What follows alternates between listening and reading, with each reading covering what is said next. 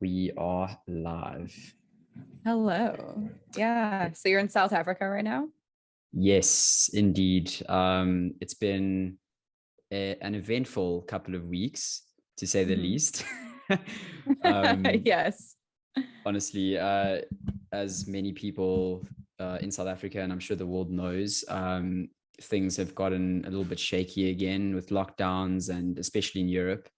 And I basically made it out just in time. I flew back the week And before I'm going the to tell you, by the way, you're lucky. Lucky you. yeah Seriously. yeah basically And you flew, yeah. I was originally supposed to fly on the weekend that they announced like total ban of South Africans just anywhere, and for some Yeah.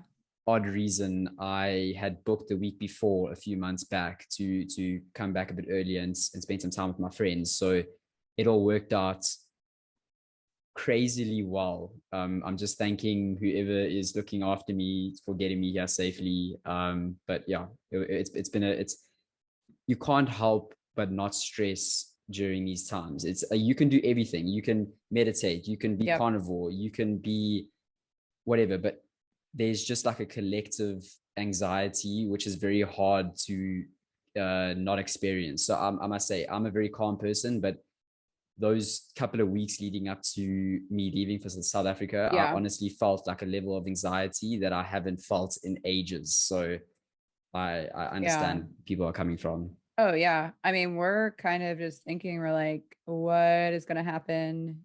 Are we going to go into lockdown? Because if you think about it, like, I didn't relocate 5,000 plus miles to be in lockdown.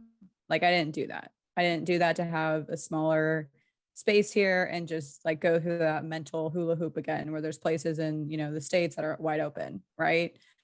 I'm like, Florida's looking really good right now. I'm just going to say that. But no, I feel the anxiety. I definitely do. And I think that um, I had a Friendsgiving like right before all these lockdowns in Europe started. And when I say lockdown, just to like clarify for people listening, so there's different lockdowns that are happening. There's different vaccine mandates that are going on for the most part in Europe right now. If you want to get into a bar, a cafe, anything where there's like people or you want to enjoy yourself is what I say. um, you have to scan what is like a QR code for what they call a vaccine passport. And so you can also get a test. You don't have to have the vaccine, and you basically upload your QR result and then you show that to restaurants or wherever you go that they ask for the Corona Pass is what it's called. So Mm. here in the Netherlands, not only do they require that, and they've required that for, I think, 2 months now, at least, they now also are closing everything by 5 p.m. So everything shuts down at 5 p.m. Right. And so I think it's interesting because it's not a full lockdown, but still you have to wonder, like, we saw with other lockdowns that there wasn't, a super positive impact. Maybe there's more of a cost to an individual's mental health, right? Being on lockdown, so are these, maybe the cases are lower, but are we really, I guess, what is it costing us to do this, to have these lockdowns, right? What small businesses are dying off because of it, right? Like most restaurants, like if you're a dinner restaurant, you're not going to survive, right? Like, I mean, depending how long this lasts, but we are just anxiously waiting to see what happens. Mm. And yeah, I think I'm kind of just on edge because I'm like, dude, like, am I going to have to bail here soon? Like, I just got here. Am I going to Yeah. have to bail pretty soon? I don't know. I'm scared. But anyway, but I'm so glad you're back in South Africa. And I actually was at a dinner this weekend, and someone was saying that South Africa was actually doing a lot of research into the genome sequencing for the virus. And so, because they discovered this variant, it was almost like, it was like, oh, you discovered this, but now we're locking you out because you have figured out that this new Omicron variant, right, is in South Africa. So because your country did the research and went above and beyond for the genome sequencing and all that, I have no idea about how that works, but basically that's what I know, is that now you're like penalized because you're the first to find it where it's actually already existing everywhere. Yeah. Exactly. Basically, Okay. basically Yeah. they said, oh, you guys have found it now. Hang on, you can't come anywhere. Sorry. You Yeah. just can't. Oh yeah, but Yeah. I would be nervous as a country to do like further research into things, just being like, I don't know, is this going to put us in a lockdown, or is this like, it's weird. exactly. And I mean, the thing that saddens me the most is like, I mean, not to make this all about, you know, lockdowns and stuff, but is that South Africa, especially during this time of year, like relies on tourism. Mhm. So much of our GDP comes from tourism, and people go to Cape Town, people go to Durban, even Yeah. Johannesburg, and the weather this time of year is absolutely phenomenal here. So everyone's going to be coming here, and that's the saddest part. And like you said, it's the ripple effect it has on small businesses, because I mean the Amazons and Nestle's of the world are going to be fine, you know, Yeah. it's the small butcher that relies on his local people coming every day. But if he's in Or the lockdown, tourists. exactly. Yeah. Yeah. Yeah. So It's so wild. things have been interesting to say the least. I mean, uh, to show the, I guess, the amount of escalation, like Austria has now mandated a vaccine, and in Germany, so basically in Austria, if you don't have a vaccine and you're walking around, you'll get fined, and Mm. they'll be like, there'll be repercussions for that. But in Germany now, what's happened is that basically like it's a lockdown for all unvaccinated people. Mm. Basically, yeah. So yeah, we've seen this story before a little bit. I don't know. But anyways, lots of weird stuff happening. I have no, I'm just kind of like sitting back like, hey, you know Yeah. what? I'm going to breathe. I'm not going to like worry about what's happening or anything. And just, let's just see how this plays out the next couple months. But yeah. So so Anyways, yeah. you're reading an interesting book at the moment, I believe, and you've started something which looks pretty gnarly for December time. A time of year that I usually consider my indulgence, you know, period. But it's tell me more about this book that you're reading, and the challenge that you've set yourself.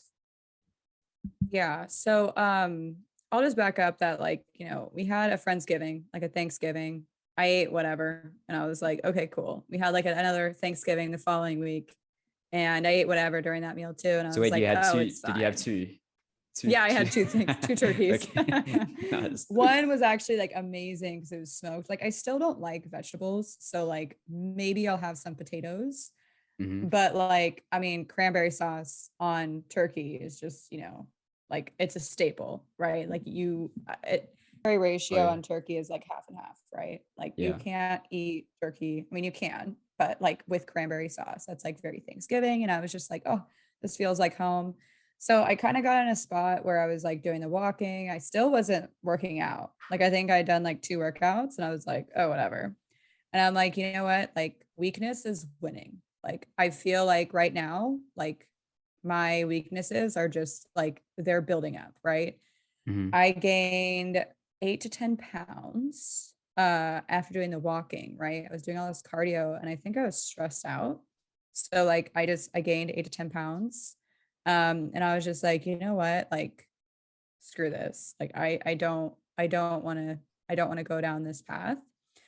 And I decided to start 75 hard because, what better time than Christmas, New Year's, your sister visiting for Christmas, your 30th birthday? What other was the best time would it be to do a challenge where for 75 days you don't drink alcohol, you drink a gallon of water every day, you work out 2 times per day. One when it has to be outside. Crazy. It was sleeting on me the other day. And then you also do 10 pages of reading. So that ties back to what you were asking me about initially is like, why am I reading this book? There's a book by Jocko Willnick. He is, if you don't know Jocko, like probably should like look him up and like see what he's about because he's an amazing human being. He's a And he badass just motherfucker. exudes, yeah, he's a badass motherfucker. Let's just say Yeah. that. He just exudes everything of training as a Navy SEAL, as being a leader, as being courageous. Like he's usually the person that you want to be like, right? Be more like Jocko. And he wrote this book. And so that's been part of my 10 pages reading that I've been doing every morning. I'll just wake up, have my coffee and read. And it's just very inspiring. Like it's not, you know, it's not some crazy novel or anything. It's just really inspirational stuff. Mm. Like, hey, like, do not let your weaknesses in, right? Like, you need to be stronger. You need to get up out of bed. You need to say goodbye to the pillow, goodbye to the covers. I need to get up and get after it, right? Yeah. So it's very like motivational in that regard. And it's probably from his training as well. But one of my favorite things, and I post this on my story, is that whenever something bad happens, you know, in life, bad stuff happens, right? He has this response where he says, good, right? And I think that that's just such a great message. And I sent that to my sister, and she's like, oh my God, I needed to see this. Like, it's just life, right? Like, bad shit happens to good Mm-hmm. people all the time. Life is not fair. You don't want to just worry about it, right? And so I don't know. I just kind of am like, I'm a big fan, and it's been a really fun time reading that book, like to Yeah. start my 75 hard, because I'm like, "Ooh, okay, like let's get and into this." and his if I'm not mistaken, his like guiding philosophy, or the name of the book, is Discipline Equals Freedom, right? Yes, that's the name of the book. Yeah. Yeah. I love that Yeah. philosophy, because basically you reach a point in your life when it's like you're a carnivore, you're thriving, you're doing everything right, but if you don't have discipline, you are not going to have the freedom to do the things that you actually want. There's a paradox, that everyone Mhm. thinks that they want to like sit on a beach and drink margaritas for the rest of their life and retire. No, you're going to get bored as shit after 2 weeks. Yeah. If you don't have discipline in your life, whether it's going to the gym, going to CrossFit, or going dancing, doing whatever you enjoy doing that requires some small level of discipline, you're gonna get like bad results. You're gonna feel like shit. You- I think what happens too is that what I was feeling is a lack of routine, right? Mhm. There was no structure. I was just going day by day, like, oh, I'll wake up at 8:30 today, and you know what? I have to walk the dogs. I'll do this. I don't have time to work out, right? Like when you don't have structure, things feel out of control, right? Like people can criticize you all you want and be like, oh, that girl is so strict about being carnivore, and it's like, yo, to each their own, first of all. And second of all, you don't know how hard I'm holding my line and what that discipline is doing for me, right? Mhm. Because some people don't realize that, and they want to critique people because they wake up, like Jocko wakes up at 4 a.m. or 3:30 or 4 a.m. every morning, and he does his workout, right? Like some people might think, oh, that's crazy. And it's like, no, that's his routine. This is how he lives such a good life. And he has the ability to go and do all these other amazing things Yeah. because he follows like the discipline. Like discipline is not bad. And I Mhm. think that it's so easy now to not be disciplined, and like it's just it almost like doesn't exist. So Mhm. Jocko says, he goes, hold the line, like hold your line. If you start letting little things happen, like, oh, here we go, I'm going to go off my diet for a little bit, right? Or you know what, I'm going to miss that workout today and sleep in. Like those little things, they accumulate to the Yeah. point where then you don't recognize who you are anymore, like, Mhm. 10 days later, or Yeah, I definitely feel you, and I think the key term there is routine, because I bet you Jocko doesn't have an alarm. He just wakes up at that time probably every morning, just because that is his routine. It's like people think people think that I'm I'm giving you an example. People think I'm disciplined because I wake up at 5 o'clock as well every morning, 5:30, 5 o'clock. I just do that now. It is so natural to me. I don't even use an alarm clock anymore. So it's just like embedded in my DNA now. It's like not even you almost want to get to the point where your discipline becomes your routine. It's like it just Yeah. becomes who But you are. also, Josh, like, do people ever ask why you wake up that early? I could tell people like, "Hey, I wake up that early so I can read and have alone time and enjoy my coffee Mhm. before the rest of the world is up, before I get pings from work, before my dogs are barking at me to play with them, like before my husband is awake, like Yeah. people don't know your reasons for waking up. I Mm. think people think they see people doing hard stuff. I think they're jealous to an extent that you have the discipline to do that, right? Like Mm. you have the mental toughness to be like, oh yeah, like I'm waking up at 5 a.m. no matter what time I went to bed, right? I think there's a lot of people that just want to criticize people for having more structure in their life. And I think it's just an immediate, what is that called? When it's like a reflection, what is that? Oh, deflection from like a person, Yeah. because maybe that's structure that's lacking in their life, but to each their own, man. Yeah. Yeah. No, I agree. So so circling back to the 75 hard. So there's a couple of like things that you have to do to basically do it. Like I know you mentioned reading a book, pages, and then are you on like a stricter carnivore diet now, or how? Yeah. I'm very strict carnivore right now.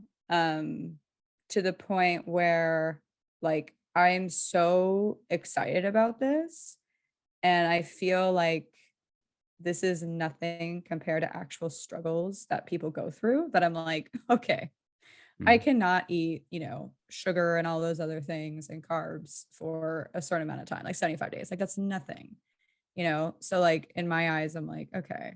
So I went to a dinner party the other night and everyone had like pizza and like alcohol and like there was like 7 different desserts. And like literally multiple people are like coming up to me being like, and I'm like, what a great time for this. And I was like offering me like plates full of food. And I'm just like, no, like I already ate, like I'm so full. Cause that's what I do too. Like just FYI, like if you are in a dinner party and you know that they're going to have pizza or like something that you probably just don't want to eat, like eat, eat like a full meal before you go to that dinner party, right? mm-hmm. Then you can just pick at the little things you want. And yeah, I thought there would be like cheese, but there wasn't.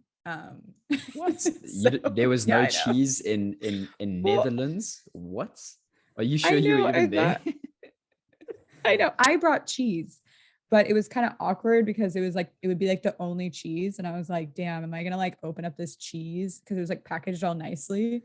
I was like, "Am I gonna like open this cheese and just start?"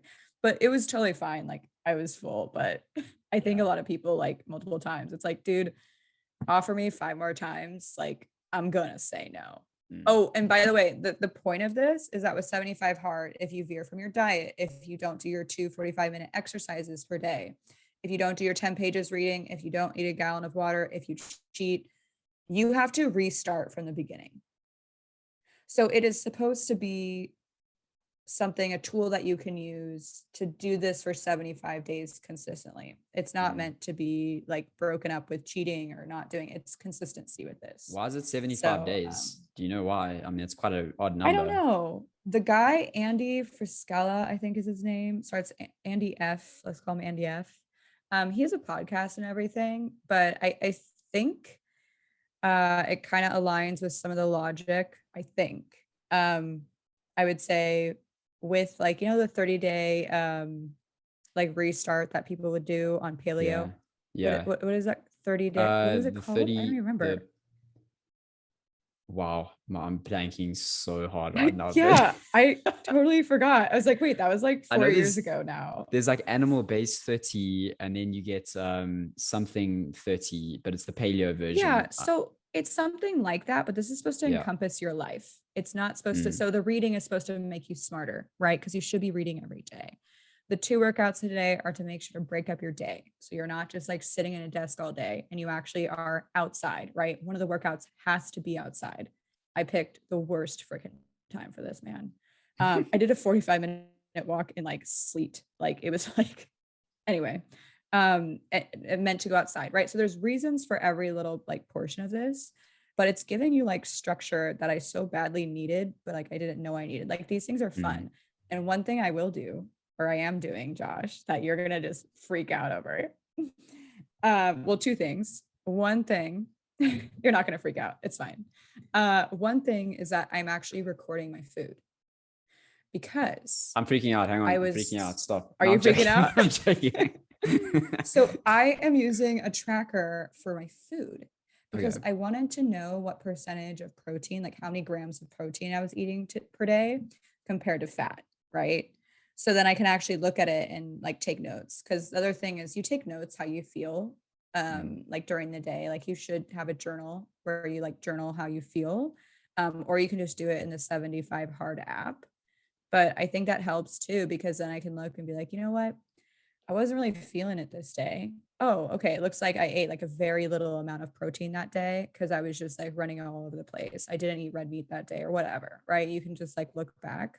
Um, so I've done it for a week now, and it's pretty straightforward. Like it's the same thing. One thing I have done is I have introduced orange juice to my diet. And I don't mean orange juice like Tropicana or like Dole or any of like the sugary, like, well, I guess more sugar in them. Mm-hmm. But I started doing a half cup of fresh squeezed oranges that you like do it yourself with my breakfast, or not my breakfast, I guess my first meal of the day. Mm-hmm. Um, and so far, so good. I don't really see any differences or anything. I guess the interesting part is that I'm also trying to lose those 10 pounds or 8 to 10 pounds I gained. So I don't think that'll really have an impact. But I thought I'd mention those two things that are kind of crazy for me. Yeah, I mean, I can imagine we all go through stages of experimentation, and that kind of reminds me um, when I was in a similar situation to you when I arrived in Amsterdam, and this was before you even arrived. I was also just experimenting with a lot of honey, and honey is obviously not it's not orange juice. I get that. It's pretty different. It's still fructose, but I don't know if it was out of a place of like stress or what it was, but I was doing this, and yeah, I gained quite a bit of weight, and I got stronger, but I just wasn't feeling like I wasn't feeling just my usual chilled self. Like, and actually, I saw something interesting now with one of my favorite humans in the carnivore space, nutrition with Judy Cho. I know we've spoken about her before, but there's been like papers published the effects of fructose on your liver, and it especially if like me, I was really overweight. I think that's a big factor in this. I think if you weren't really as insulin sensitive as I was, maybe it wouldn't have the same effect. But I just feel so much better now not having the honey. But the orange juice, I have heard, is something that can really can help a lot of people in the carnivore sphere, especially if you like you're doing like 2 workouts a day, you're walking outside, you're doing all of these things that maybe just like that extra bit of glycogen will just help you recover a bit better, maybe help you sleep a bit better as well. So Yeah, it's interesting because I don't think there's a lack of like glucose or the glycogenesis is like the process, right? Where it like breaks it down.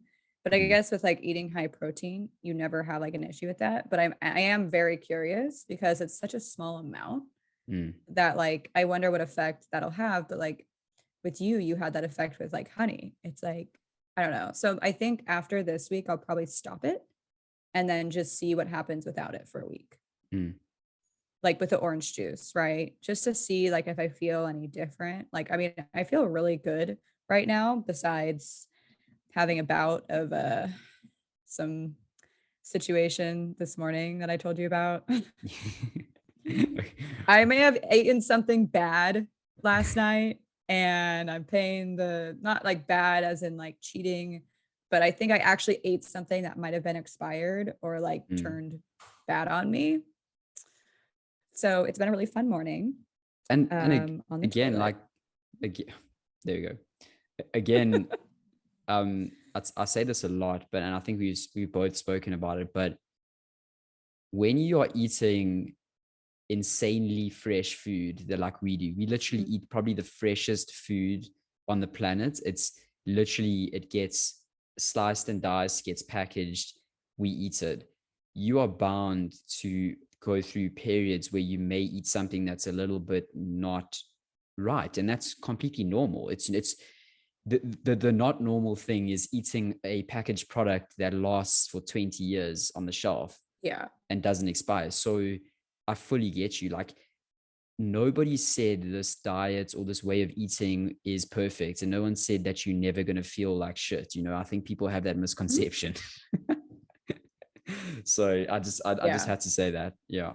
Oh yeah, I think so too. And a lot of times I like posted today, there was a McDonald's meal on my story, and it was a McDonald's meal that was 11 years old today. And I was just cracking up because I'm like, dude, of course. And that kind of brings me to bring up additives.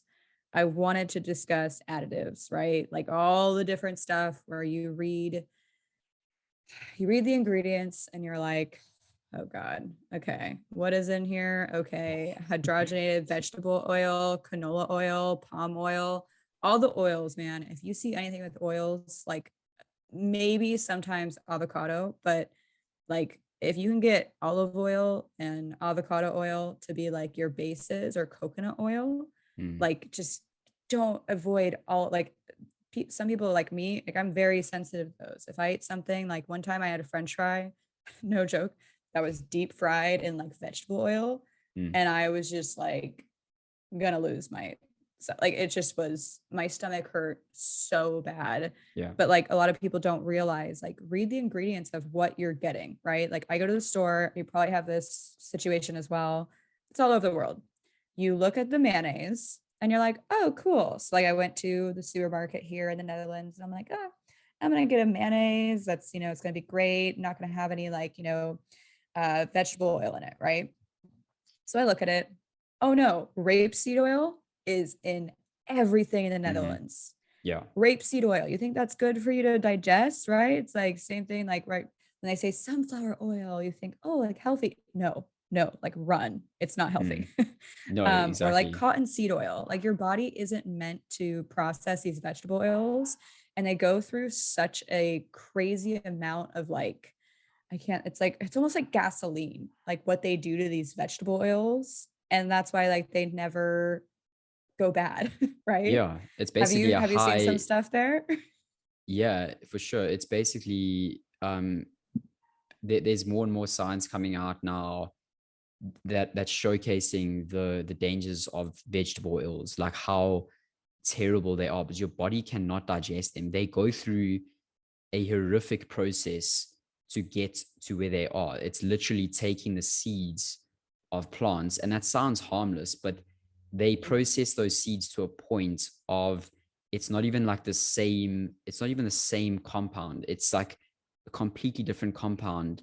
And that oil should not be consumed by any animal, not any animal. I don't think that oil is should be consumed at all. And you mentioned things that are added in food. Funny enough, recently, I've just got back home, obviously in South Africa, as we said, and we have a basically the equivalent of Albert Heijn here. It's called Woolworths. It's a very well-known chain, like upmarkets food chain here in South Africa. And I've been pretty like bummed over the past couple of years because their dairy products specifically have about 5 different ingredients in it for just a simple dairy product, like just a simple Oh yogurt. my Like, gosh. and what bugs me is they advertise it as having no added preservatives. Okay, cool. I get that. So maybe it doesn't have these crazy sounding like E numbers as we've known in Netherlands. They have these E421 stabilizers or whatever. So what they've done is they've called them plant-based stabilizers, which in my opinion, in my unscientifically justified opinion, is a preservative. It is a stabilizer. It is a thickener. But because they've put their plant-based, they have justified that as not being a preservative, and that just bugs me because you know that plant-based can be anything. Most of our diet is plant-based. Canola oil, vegetable oils are plant-based. So that term now is becoming this blanket term for all of these other different stabilizers that they can put into food now. And because plant-based is seen as something that is now healthy, they're using that as a way to market their products to people. So I was fairly surprised. I posted my frustration on Instagram, and Woolworths actually came back to me. They emailed me and they said, "Listen, The what's the yogurt problem?" company or the grocery store? Yeah, the grocery store. So they make their own Okay. yogurts. Yeah, they make their own like Woolworths yogurts. It's the same, like, Oh, okay. yeah. So they got back to me and they said, I must just explain what my frustration was. So I explained to them everything I've just said to you. And I specifically said in there, because they've got an organic range of yogurts. So I specifically said, okay, if your yogurt is organic by definition is something that's in its most natural form. How can you put plant-based stabilizers and thickeners and whey powder in organic yogurt? Organic yogurt to me should be two things: full cream milk and yogurt cultures, and that should be it. That Yeah, to me is organic. And totally. if it gets a bit watered down and it gets a bit runny, that's okay. People must know that organic is not going to be perfect. That's okay. I don't Mhm. mind that. But I don't think you can actually call something organic if you are putting in stabilizers into it. It just doesn't make sense to me. Anyway, No. I'm happy. I'm happy they got back to me, and they basically said that they're working on a product or a dairy product that actually does not have stabilizers in it, which I'm happy about. I'm very happy about that, because the Mhm. more people that can get access to good quality dairy, the better. I think dairy, if used correctly, it can be over abused like anything. But Oh, yeah. if you eat dairy correctly and you use it sparingly, it can really be a superfood. It can increase your strength. It can add a bit of flavor to your food. It can really do so much for you. I don't know how you feel about that though. I certainly. No, I feel the same way for sure. I would say that dairy can be your friend, but if you're like me when you were here and I was drinking, also like this is where the real weight gain I think came from, just FYI. I was drinking like 3 lattes a day. Okay. When I first got here and I went in the office, I was so excited. It was like a cappuccino here, a latte or two here. Oh, I need my after lunch pick me up coffee. Like Europeans are obsessed with coffee. And like I thought I was a coffee nut, like kind of, but I only had like 1 cup at 7:30 in the States. No, you have it like constantly 3 a day. So I really liked lattes. And so I think that's where a lot of the weight gain came from, was because I'm drinking like 3 lattes a day. No kidding. No, no kidding. But that one, the other thing, the stabilizers, right? Like I think there's a lot of soy lectin in things, and there's like now like sunflower lectin, whey lectin. There's a lot of different lectins, which I think do the same similar thing to the stabilizers. But there's also a lot of things hidden like sucralose. There's also oh my gosh, what is Wait, one that can starts with we the A? can we back up there, Yeah. because I was just about to say that is what, like, sucralose in the mince meat, the ground beef. Okay. We say mince, sorry, but so the Yeah, yeah. ground So beef. where did you find sucralose? Because I know sometimes bacon, I've seen it on bacon, where like they'll have like, and this is not because of the bacon itself. This is like literally it'll have oh my God, I haven't seen it in so long because I don't have it here. But what is the thing that is usually on bacon that like you, oh no, nitrates, right? Like the Mm, nitrates, then it'll be like, oh, there's some like vegetable like so fiber, there's something on it, but usually with like if they try to do the thick cut bacon in like the US, they'll put sucralose and then also the nitrates and then also another additive on there so then it can keep the flavor of like the maple bacon. hmm. Yeah, You know what I'm talking about? Like they do yeah, that. So that's where I've seen sucralose, but you've seen it in ground beef. yeah. And before I get, I mean, crazy, right? So again, this is going back to the beginning of the year, when I arrived in Amsterdam, and I was eating a lot of ground beef because it was cheap and it was just easy to cook. And I noticed the again, I mean, you have to read your labels, but I just assumed, oh, I'm going to a first Yeah. world country that is supposed to be amazing at everything. Literally, the beef that I was eating tasted sweet. I could not for my life like believe what I No. was tasting. And the difference between, so basically, Jumbo, Albert Heijn, and a couple of big chains in certain packages of beef, they put the sucralose in, and the reason being it's a preservative, and it makes the beef's color stay red. Of So course. again, this goes back to the yogurt situation, is that meat by definition is going to turn a different color with time. It just does that. That's natural. So they are trying to preserve the color of the beef so it looks pristine on the shelves. But Nicole, I can't explain, like it literally tasted so sweet. And that's because I've probably been carnivore for a long time. So my sweet tooth is very sensitive. But the difference between Albert Heijn beef that had sucralose in, and like your average butcher's mince that was like just plain, was so different. I can only imagine. It was crazy. But what I did want to By say the way, about did this? Yeah. Oh, sorry, go on. No, carry on. Oh, I was gonna say, like, did it have a label on it that said no additives or organic or anything like that, or was it just pretty standard like grocery meat? I don't think so. I think it was just pretty standard grocery meat. Okay. And that's why I know we've spoken about it before, but that's why if you are going to buy from Albert Heijn and you are in Netherlands and listening to this podcast, make sure you get the Slagers gehacht, which is the fresh mince that they get in like each day, and then they put it in like a different packaging. But that's what I buy. Yeah. It's the freshest mince that you can get from like and read the ingredients, right? Like no matter what you get, you would think you're getting meat. I'm not getting a freaking yogurt, man. I'm getting meat, and it should just be one thing, right? Meat, like meat, right? So you don't even want to read the back of it because you're like, it should, but like it's creeping in everywhere. And my reason for asking you if it said no additives is there's so many workarounds right now for the companies. So the same people who are in the food industry that are making our food, they're also part of the FDA, right? They're the ones that are on the board as well, being like, you know what? We're going to run a study for this, and we're going to say, okay, this is safe to go in your food, right? Or, you know what, this isn't technically an additive, right? Sucralose, it's actually a sugar. So it's not actually an additive. So we're not going to say, we're going to label this as no additives, right?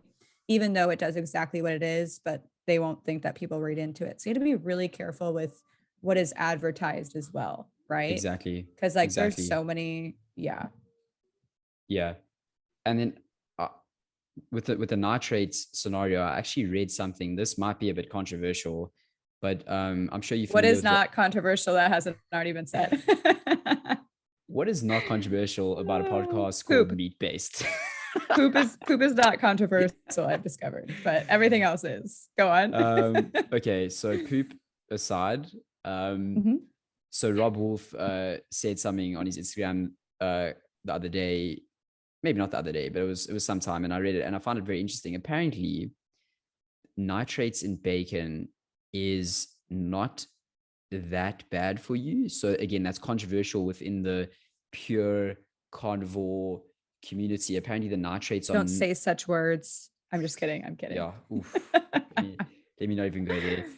But according to him and according to studies published, the nitrates are actually not that harmful. In fact, there's more nitrates in spinach, in just plain old spinach. You are getting like 10 times more nitrates in spinach than in bacon that has added nitrates in it. So if you needed another reason to go meat based, I've just added that to the list. I think that spinach is literally my least favorite. Like literally the worst to my stomach. But wait, that's really funny because it always says less than 1% dextrose, less than 1% nitrates, right? Or I guess it doesn't even say percentage, but that's interesting to know that nitrates are in other things that we wouldn't think of, right? It's just like the marketing. The marketing is so good for so many different products that like we would never know what's actually in them sometimes because we're like, oh, Popeye ate spinach, right? Spinach cannot be bad for you at all, right? Like there can't be pesticides on it or any chemicals on it or any water runoff on it. No, like it must be like perfect, like nitrate free for sure. Doesn't even cross my mind. Yeah. So exactly. Interesting. They're just getting so clever with how things are marketed. Yeah. Oh, for sure. Yeah. I mean, here they have a word called biolagage. I can't say it. Like I don't buy produce, right? Like because we don't eat like fruits or vegetables. Like the most I told you is like orange juice, half a cup a day. But like I was thinking about this. I'm like, wait, like I guess like what is the actual difference? Like I know organic does not use pesticides. Is that what it is? Mm, Organic is the most close to nature, so they don't use pesticides or they use less, mm, right? I'm talking about vegetables. And then like the ones that are not organic, like they use a lot more pesticides. There's usually a lot more uh what is it? Glyphosate. What is the one toxin on there? I yeah. think it's glyphosate that's like in everything that I didn't even know about until this year. I was Mm, shocked. I was like, wait, like pesticides are actually hurting me when I get like stuff that's not organic on vegetables. Like, oh my God. yeah. Not a lot of people know that. And that's crazy because I've heard many people, especially coming from the United States, saying that they can, when they eat bread in the United States, they feel like I've shit. said When that. they, okay, there we go. Nicole said it. But when you come to a place like Italy or France, where they they slow ferment their bread, they don't use any glyphosate. Listen, I don't know if that's the case today. Who knows if they've gotten influenced by the US or not, but many people say that the difference between them eating bread in the States and in Italy is so different. They don't break, their skin doesn't break out, they don't feel as shit. Yeah. There's so again, there we go. That's a simple I can pesticide. confirm this. I Mm, can confirm this. I've had a croissant or two.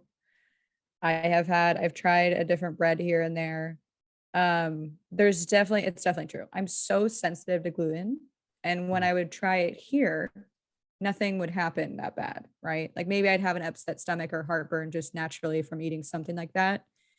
But it's night and day from the mm. States. And I'm like, what the heck are you making your bread with in the States? Like, you crazy motherfuckers. What are you putting in our bread that is just like making literally like they putting every single additive and then like it's the same with like different ingredients for ketchup. Like I remember seeing this a while ago, like and I remember telling you, right? Like right now there's 11 different chemicals that are banned for use in makeup in the United States, right? 11 chemicals that you just cannot put in makeup when you manufacture it, right? In the UK and Europe, guess how many are illegal that you cannot use? Like 200. 11 fucking thousand. I'm not worried. 11,000, Josh. I'm not worried. That is insane. Like that applies to food, that applies to what we use in our agriculture, right? There's all these different things. So I do have respect for the European culture that I think they care about the consumer in that regard, right? They Mm, actually care what the consumer is putting into their body to an extent. But you have to remember when there's profit, just period, like when there's money to be made in like a product, right? Like you're going to market it as best you can, right? So mm, that people want it and they're not worried about what's in it. So I think that Europe does a better job in caring about the consumer, the end consumer, compared to America. But again, very controversial things we're saying. yeah. But I still think it's an issue. Like I still need to read, the label of everything. Like, why the heck is rapeseed oil and everything? Like, come on, Mm, guys. Like, mm, what is going on? I will say as well, like, I don't know if we haven't talked about this on here. I think I've talked about this on my blog previously, but there's a couple things that happen when I'm kind of like thrown off, um, like just in a way, and I'll kind of tell you what those things are. So if I kind of go through a bout of like eating a lot of food that like has those additives in it, gluten, has sugar, has, a lot of processed oils. Usually it's the worst with oils.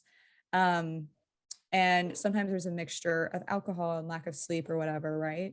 But the main thing is that I'm veering away from eating clean, right? Like there's vegetable oils involved, and I can feel that. What happens to me is I actually get the shakes, which sounds pretty aggressive. But it's happened to me, I think, a handful of times. Happened to me once when I was on vacation in Idaho visiting my friends. And I literally like put my head down to go to bed, right? And I was like, oh, I'm on vacation. Like it's fine. Like I can cheat here and there, whatever. Like we had drinks every night. I lay down and my whole body is just shaking. Like it starts as like a tiny shiver and then it just gets full blown. like full blown shaking. Like I remember the first time I asked Taylor if I was having a seizure because like I didn't know what was going on. I was like super scared. And he was just like rubbing my back. He's like, "Do you want to go to the hospital? Like, we want to call 911. Like, what's going on?" I was like, "I don't know. Like, I think it's okay." This is to the point where like I couldn't walk. Like I didn't know what was happening. And so it happened in Idaho. And I was like, okay, cool. Like this is fucking scary. And then I saw the trend of when it happened was when we had people over and I was like, you know what? I'm going to have like a slice of that cake, or I'm going to have alcohol, or I'm going to do this. So it always happens when I have exposure specifically to vegetable oils. Like that's been the trend, because sometimes it's happened when I haven't drank. Sometimes it's happened when I've had plenty of sleep. Sometimes it's happened when I'm super low stress. Everything in my life is peachy. Right. So the only consistent factor was the vegetable oils. So it happened about 4 more times. Another time when we were actually out on vacation, which is the scariest part. And then it actually got to the point where I went to my doctor and I said, "Hey, like I'm having these, like, I don't know what to call them, like episodes. Like maybe I'm having seizures. I don't really know." And she like went through a round of questions and I answered them. And she goes, "Huh." She's like, "This is really weird. What I want you to do is I want you to write down every time that you actually have them and see like what's causing it." And I told her and I said, "Hey, like I follow a carnivore diet. This happens, no joke, every time I like cheat, every time I like, and I don't mean like just having one meal. This is like kind of like, you know, you have like a day of doing that, right?" And I told her and she told me, she goes, "Okay, well then, you know, your body is responding. It doesn't like this, then stop doing it." Like she's Yeah. like, "That's all I can tell you right now, unless you want to like see like a specialist." And I'm like, "Specialist on what? Like if I'm like crazy or not?" So anyways, that happened. And I am sad to say it hadn't happened in like months because I'd been very tight on like not doing that. I think some people sometimes give me shit for like sometimes being a purist or like following the diet pretty well. And it really annoys me because hold on, I can hear like my dog in the background. But it really annoys me when people like give me shit for like sticking to something because they don't know that like, oh, this girl actually has the shakes and like literally like is having a seizure in bed when she's exposed to this shit for too long. You know what I mean? So like it just bugs me that like you don't know what's going on with people, right? You don't know why people are doing things. It might be health reasons, it might not, you know, you don't know. So I think it's better to not like judge someone for following a diet and think they're some like OCD person when like in reality, like, yo, like I don't want to have shaking episodes, dude. Like, Yeah. sorry. And I had one here after Friendsgiving. And I was like, you know what? And that was another reason for like starting the 75 hard, because I was like, dude, like I don't want to be shaking in a foreign country. And like, you know, I don't know if it gets like worse or actually like turns into a seizure or something. Like, I just don't like that happening because anxiety like sets in when you're having this episode. Like, you're literally like laying there and you're like, your whole body's shaking and it's like uncontrollable.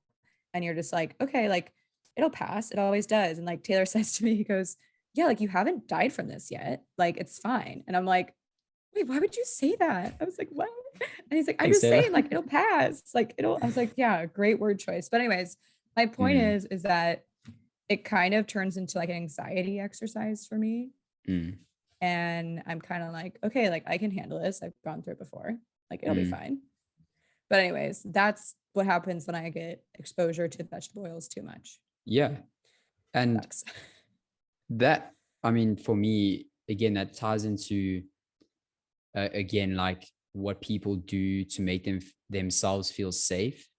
Like if you decide that, okay, cool, I want to get the jab because I want to feel safe, that's cool. Like, you know, you are doing that because you want to feel safe. Like you are doing what you're doing because you know that's the best way for you to feel your best and not have these shaking episodes, you know? And that kind of brings me, I was going to mention it earlier, but when I flew back from South Africa, I had airplane food, and I got airplane food on my word. God. I Yeah, mean, yeah.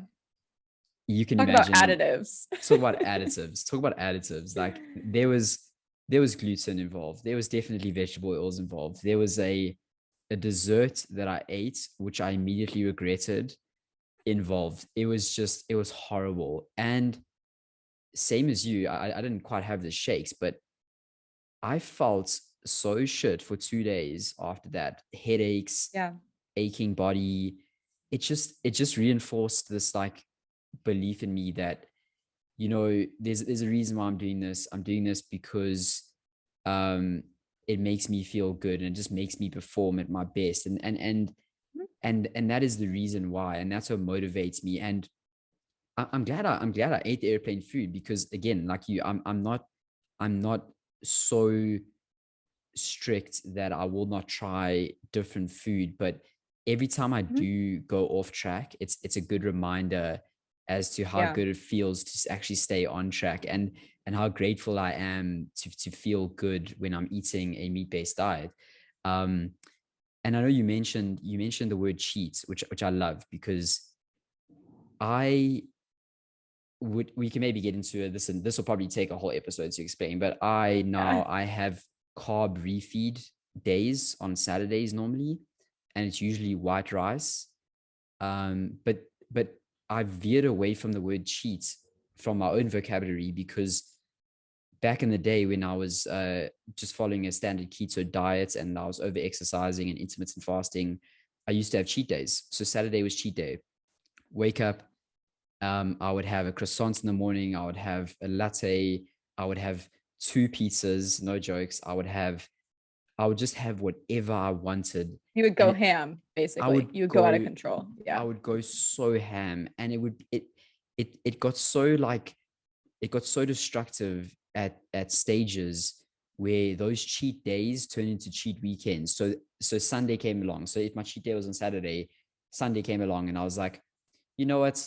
Yesterday, actually, I may as well just carry on today. I may as well just, Yeah, that's what I happens. may as well just carry on today. And then those cheat weekends occasionally turn into cheat weeks. And now I find the term carb refeed is a much better fit for my vocabulary, because as silly as it sounds, to me, it's a strategic way of adding in carbs to my diet, where I know they are serving a purpose, and that purpose is just to help me perform better at CrossFit. It's not a cheat. Yeah. It's not like I'm going off my diet. I'm just having a bit of rice or sushi, or like this weekend I had these gluten-free pumpkin flapjacks, which made my joints hurt like crazy, but we won't get into that now.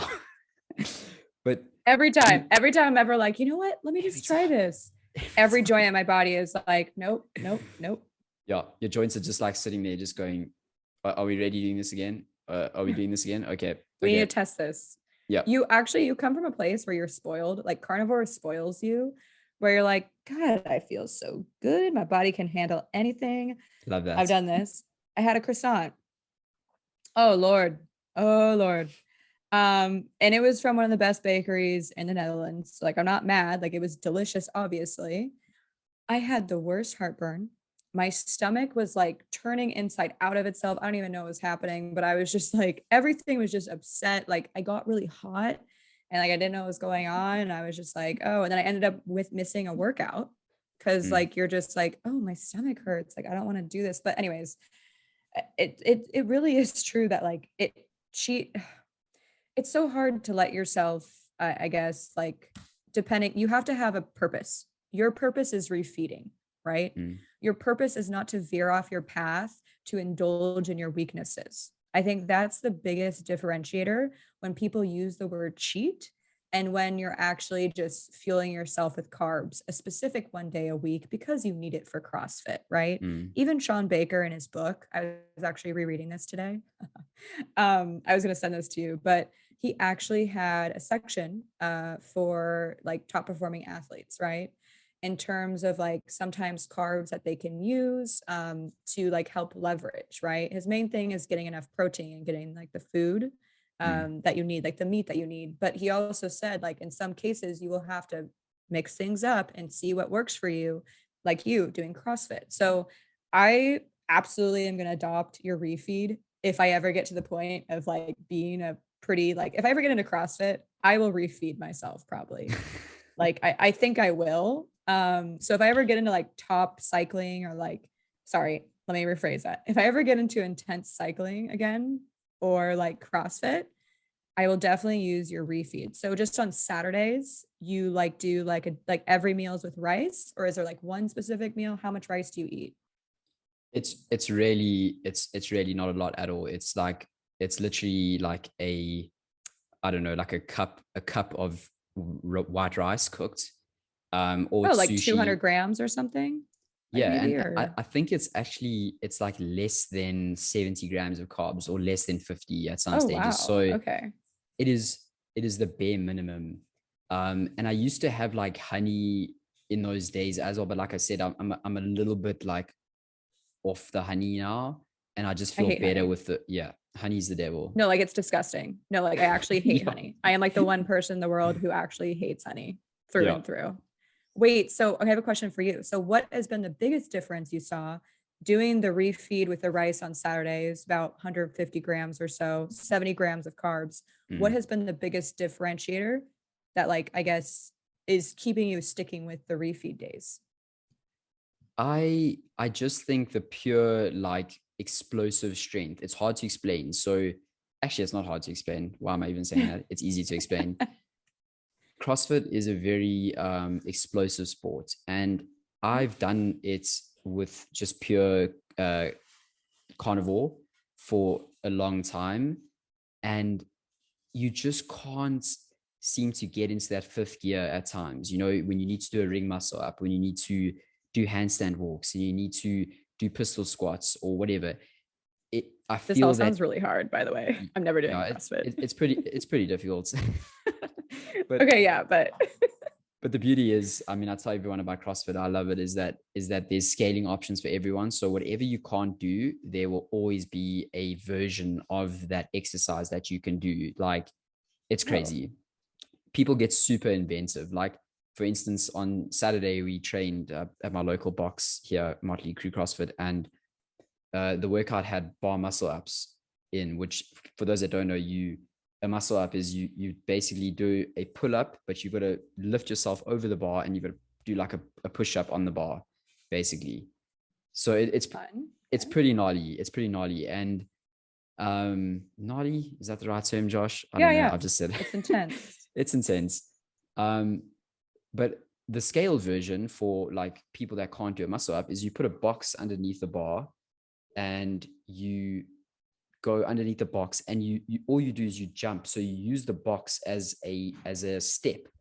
So all you're doing is you're jumping and then you get yourself over the bar. So instead of you having to do the full movement, Oh, you're scaling it to a very manageable way of doing it. And it makes the workout so fun. It's the equivalent of having a handicap in golf. Is a handicap yeah. in golf is designed so that no matter who you are, you can play against Tiger Woods and still be competitive against him because you have a handicap, and that levels the playing field. So I love it in that respect. But back to the carb side of things, is it's those sort of movements. It is just scientifically proven that they require a level of glycogen in the muscles to get the most of it. I'm not saying you can't do CrossFit pure carnivore. You definitely can. But I've found that just having that carb refeed on the weekend just makes it just a little bit more enjoyable because I've just got that extra bit of energy for the week. Yeah.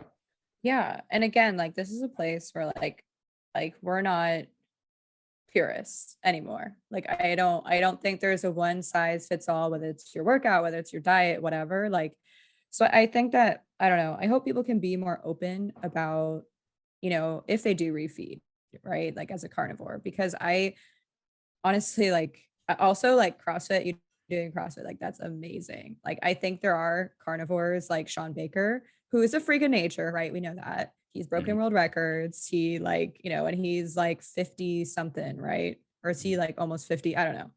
My point is that he also does explosive exercise and here's the thing.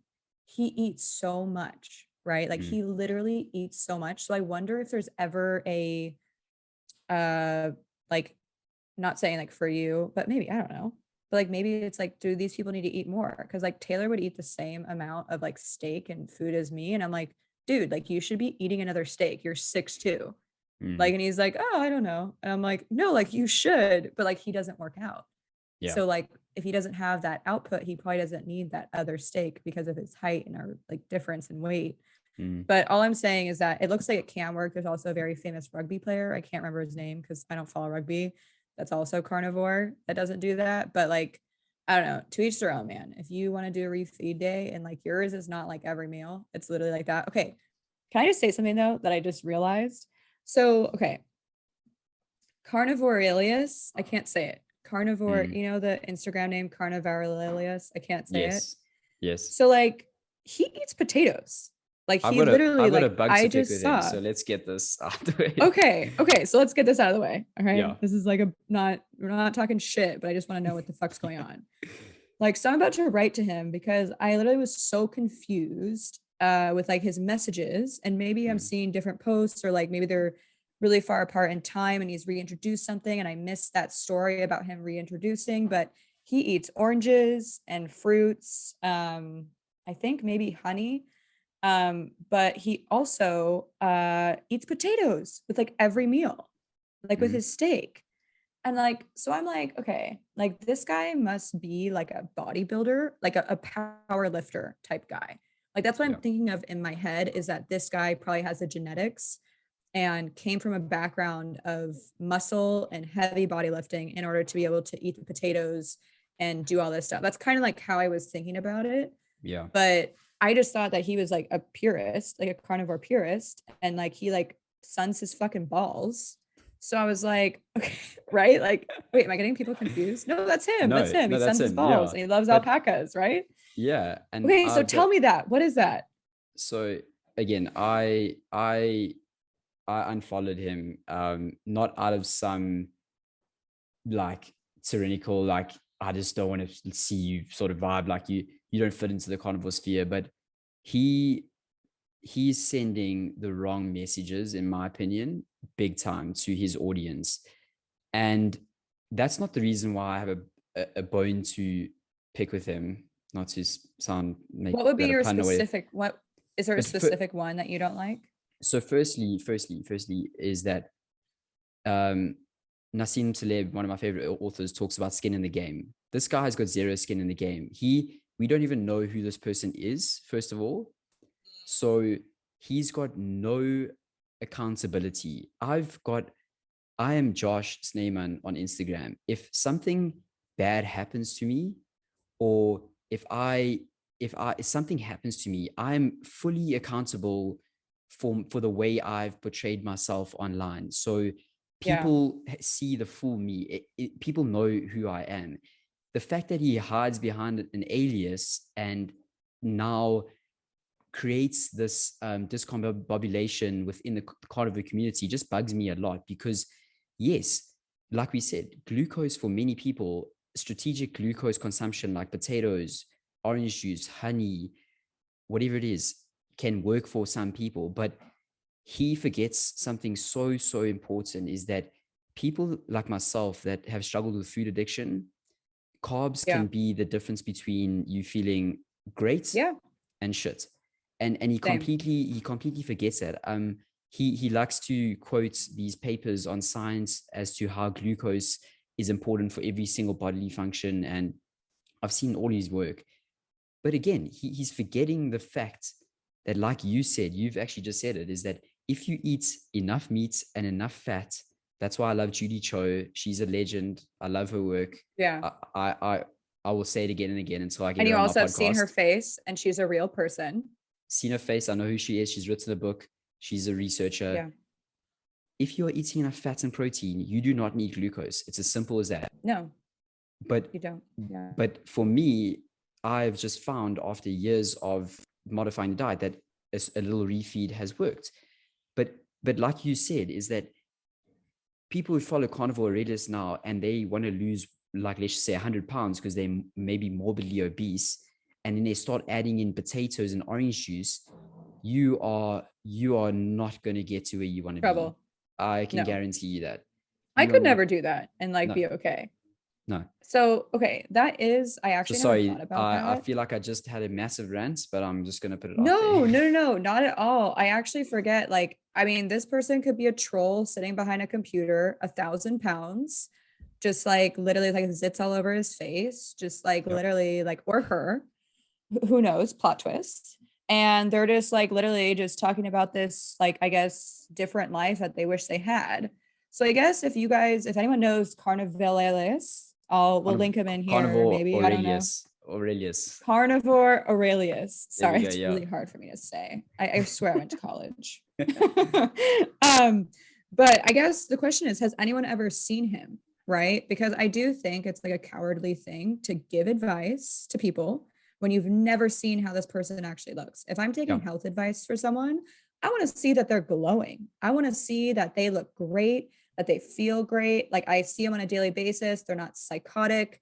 They're not just like, you know what I mean? Like I want to see this person, right? So actually seeing this person, he's like telling people to, like I said, eat like you need glucose in order to like survive, right?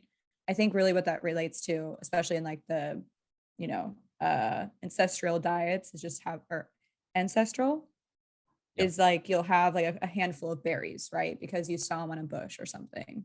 Mm. So I think that's like what he's trying to maybe go for. But like I saw something pretty heavily like saying like drink your orange juice and eat your glucose. It was the same post that you saw probably. But yeah, I don't advocate for people to eat sugar, even if it comes from fruits. I don't advocate for people to eat carbs. Like I think No. that that's the whole thing of being carnivore is not having sugar or carbs, right? That's like Mm. literally the whole thing. Yeah. And in fact, what reminded me about that, and you were speaking about orange juice, I will never ever forget this for the rest of my life, is that when Sean Baker was first on Joe Rogan's podcast for the carnivore diet, he said Mhm. something which blew my mind. But Oh basically, God. in orange juice, the vitamin C competes with the glucose, so that's why there's Yeah, you can't vitamin. absorb it. Exactly. So the vitamin C and the glucose molecule are nearly identical, and they actually compete with each other in the body. So what this means is that, hey, maybe if you're having less glucose in your bloodstream, you don't need as much vitamin C to counteract the glucose, and your body Well, can guess who's absorb it. cutting this out? I'm done with, The same. wow, that was a fun week. That was a fun week of a half cup of orange juice, but shoot, here we are. Okay, well, I'm cutting that back out. Hmm. Jeez.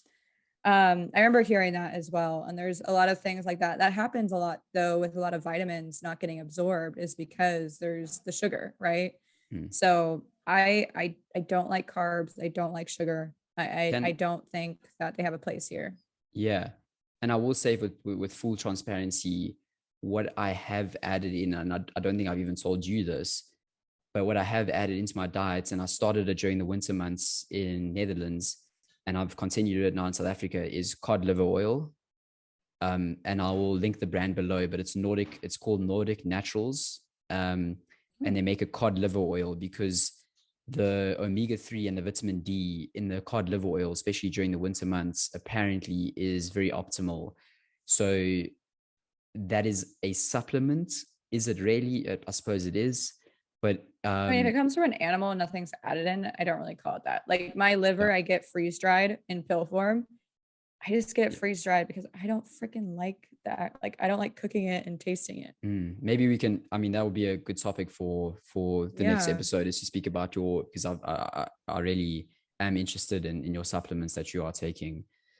But we always like to end on maybe things that you can do like at home, or takeaways.